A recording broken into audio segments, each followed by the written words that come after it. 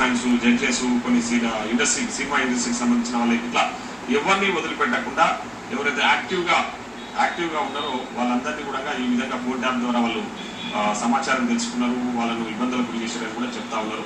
So అట్లా అంటే ఈ మిగతా ఆర్టిస్టులు దొరికితే నాకు తెలిసి తెలంగాణ మొత్తంలో కూడా ఎంతమంది ఫోన్లు వాళ్ళు ట్యాప్ చేసారో మనం ఊహించుకోవచ్చు. ఇప్పుడు ఒక్క ఆర్టిస్ట్ దొరికితేనే 600 మంది డాటా అందులో ఉంది. మిగతా 66 ఆర్టిస్టులు అంటున్నారు. ఇంకా 65 ఆర్టిస్టులు దొరికితే మాత్రం పరిస్థితి ఏ విధంగా ఉండొచ్చో మనం ఒకసారి ఆలోచన చేయొచ్చు.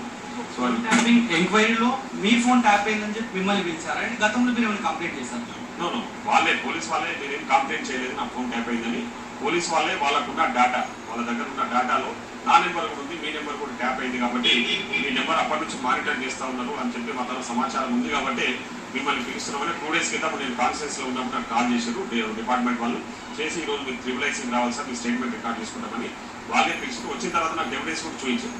ఏ రోజు నుంచి ఏ రోజు వరకు మీరు ఫోన్ మానిటర్ చేశారు, ఇట్లా మెయిల్ పెట్టారు, మీరు నా నెంబర్తో సహా అందులో ఉంది. వాళ్ళ దగ్గర ఉన్న సమాచారం, వాళ్ళ దగ్గర ఉన్న ఆధారాలను బట్టి నాకు రమ్మని పోలీసు వాళ్ళు రావడం చెప్పడం జరిగింది.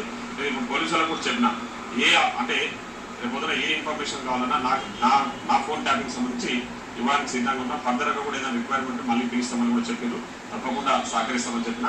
ట్యాపింగ్ కేసు మీ ప్రభుత్వం ఎప్పుడైతే ఎంక్వైరీ స్టార్ట్ చేస్తుంది అప్పటి నుంచి కూడా డిఫరెంట్ వెర్షన్స్ ని బీఆర్ఎస్ వినిపిస్తోంది. ఇది కక్షపూరితంగా పొలిటికల్ గైడ్స్ చేస్తున్నారని చెప్పి చెప్తున్నారు. సో బీయింగ్ అడ్వకేట్ గా మీరు కొనసాగారు, సో ఎట్లా చూస్తారు ఈ మాటలు? సరే, ఇప్పుడు July 13, 2022 అప్పుడు మేమైతే అధికారంలో లేము కదా, కాంగ్రెస్ అధికారంలో లేదు.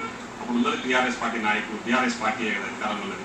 ఆ రోజు పర్టికులర్ డేట్ రోజు నీ ఫోన్ ట్యాపింగ్ లో పెట్టిందని చెప్పేసి వీళ్ళు విత్ ప్రూఫ్ నాకు ఎవిడెన్స్ తో సహా చూపిస్తా ఉన్నారు పోలీసులు. ఇప్పుడు స్టేట్మెంట్ రికార్డింగ్ కంటే ముందు నేను అడిగిన, నన్ను ఎందుకు పిలవాల్సి వచ్చిందంటే, sir this is the proof, me phone tap చేయడానికి ఈ డేట్ నుంచి ఈ డేట్ వరకు వాళ్ళు మానిటరింగ్ లో పెట్టుకున్నారని చెప్పేసి వాళ్ళు ఎవిడెన్స్ చూపించారు.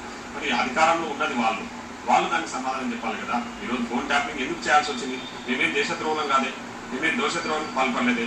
ప్రజాసేవ చేయాలనే ఆలోచనలో రాజకీయాలకు వచ్చిన వ్యక్తులు, అడ్వకేట్ గా ప్రాక్టీస్ చేస్తూ రాజకీయాలకు వచ్చిన వాళ్ళు. ఇప్పుడు నాలాంటి వాళ్ళ ఫోన్లు వీళ్ళు ట్యాప్ చేశారంటే వీళ్ళు ఏ విధంగా పర్సనల్ గా వ్యక్తులను టార్గెట్ చేశారో ఒకసారి ఆలోచన చేయాలి. గత ప్రభుత్వంలో గత పాలకులు వ్యక్తులు పర్సనల్ గా అంటే వాళ్ళ పర్సనల్ వ్యవహారాలలో కూడా వాళ్ళ తల తుర్చి ఇట్లా చేయడం అనేది చాలా